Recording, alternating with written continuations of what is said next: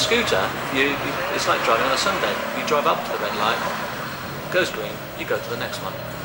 Because the traffic's not there, and all you're doing is driving up to the red light, and you get up to the red light, and when it goes green, you go through it.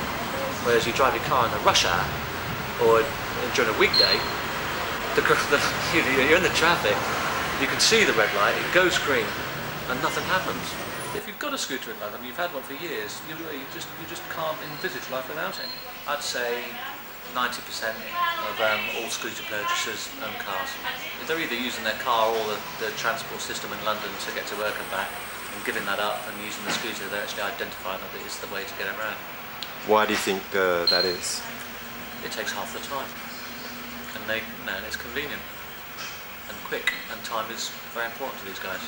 Try and get somewhere in London at a set time. I mean, without a scooter, you're just history. You know, having to jump in the car or rely on some form of transport, or going from here to North London, you know, midday, and you just think it's a lottery, isn't it? And whereas a scooter, you'll say, I'm going to be there within a 5-minute window. Guaranteed.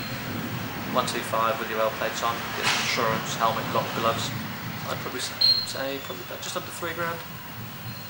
So about 2 for the scooter, 2 for the scooter, 300 for some insurance, helmet £100, lock 80 quid, waterproof gloves. Yeah, you're going to be there or thereabouts. So in a matter of days and £3,000 I can be on the road? Well, completely, and safely, and warm and dry, and insured. There are certain aspects that appeal to certain people. The ET4, these ones, you know, this is a legend in its own right now, and that's because of its looks. And it is actually it is a perfectly nice scooter. And that's one of the best-selling scooters in the marketplace. And then you've got the guerrilla runner. Once again, you know, completely different looks, and they're going to have different clientele buying them. I'd say 30% of all the people purchasing are female now. Well, you know, that's just so common now. In fact, you know, you've only got to look at the shop and the way the accessories are now set out. You know, there's a massive female market, and you know, once again, you've got to be user-friendly to that, and the bikes have got to be user-friendly to that. The average age of the purchaser is about 31 now, and they're all professionals, so they've all got licenses. Your car license is a provisional motorcycle license, and you just need a day's training. It's a day's instruction. It's called CBT, which is compulsory basic training. Well, here we are at Wembley, home of football. I'm not here to play football or watch football. I'm here to do my CBT, or compulsory basic training, at the Elite Motorcycle Training Centre. So I'm going to go and sign in.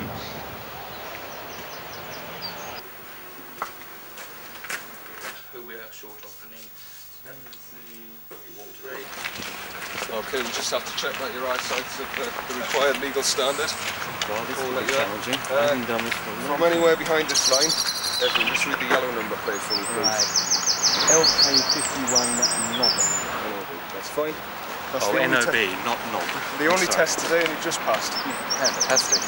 I feel like a winner already. I did go around there half an hour early and check what it was from a very close range. I'm actually legally blind, but hell, they don't know that. It takes me 3 hours to put on, 3 hours to take off. I'm not going to wear it. When it gets wet, if we do have a bit of a tumble, which is a nice, warm, fluffy, cuddly little word, isn't it? Nice, have a little tumble. What is the only legal piece of equipment that you need to have? Helmet. Helmet. And it's an approved motorcycle safety helmet, not a crash helmet, alright? There you go. One of these. Okay, so what you're looking for, first of all, on the approval, is a little sticker there, either a blue Type A sticker, or a green Type B sticker. The straps, pull the straps apart, and then fasten the straps up. Make sure it's okay. Feels nice and snug all over. It's stuffy inside, I must say. Claustrophobic. I feel my fingers are going to turn to cauliflower by the end of the day.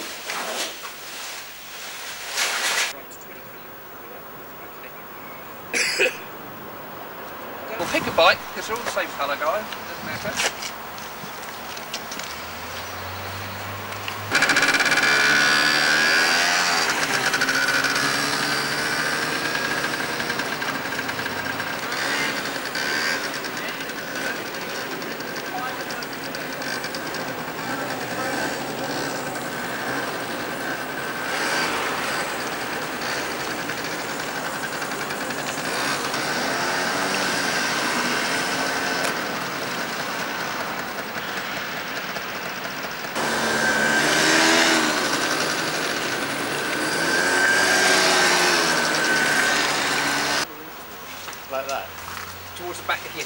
wire, so it slips on unless you've got particularly big loads, which you have. Poise.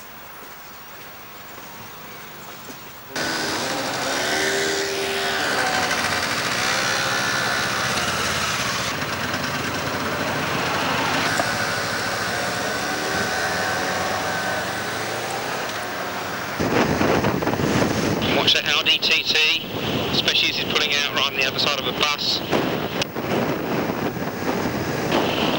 That's it guys, careful, it gets a bit bumpy along here. Pull up on the left hand side, just beyond that please. Here the road bends round to the right, just pull over onto the left hand side please. By the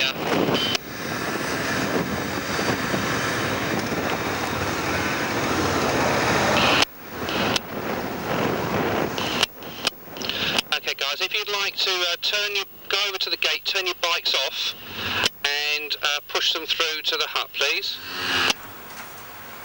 Chuffed, I passed. Woohoo! You can't pass or fail. Oh, okay, I'm trained. So, one day later, and I've passed my CBT, my compulsory basic training. It only cost £125 and it was a lot of fun, so I'm converted. Let's go shopping. Okay, it's a beautiful day. Let's go and ask Craig at Scooter World about collectible scooters.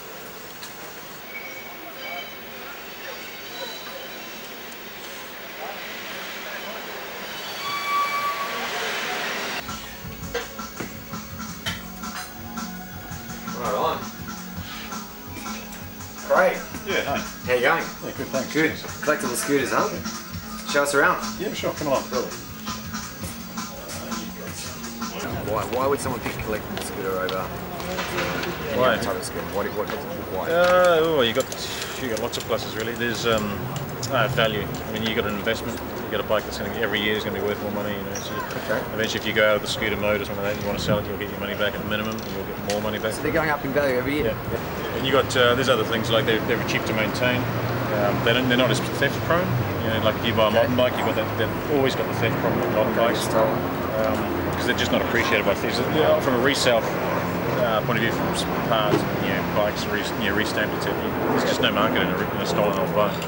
Right, and what about the style, I guess? Is that another part of it? Yeah, style, obviously. You've got you've got full-on nostalgia. You're driving the original owner. You've got a bike there. You're driving along. You're feeling like you're in the '60s, which is it's everybody's looking towards to get a bit of nostalgia in their lives.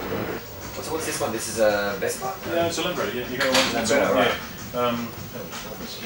It looks a lot. It looks sort of like a lot. It's like the competition for the Vespa. There's always traditionally been a Vespa Lambretta rivalry going. Right. The Lambretta is the other Italian make that everybody sort of looks for.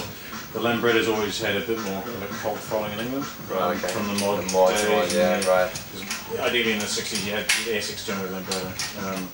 The smart people took the cheaper Vespa option, which was more reliable, I think, ultimately in the day. But you've got the two models that were side by side in competition in the '62, '63 period, these two here, which is the GS and the TV175. You know what? I think I found the one for me. This one will be fast because it's red. Wait, you just started through.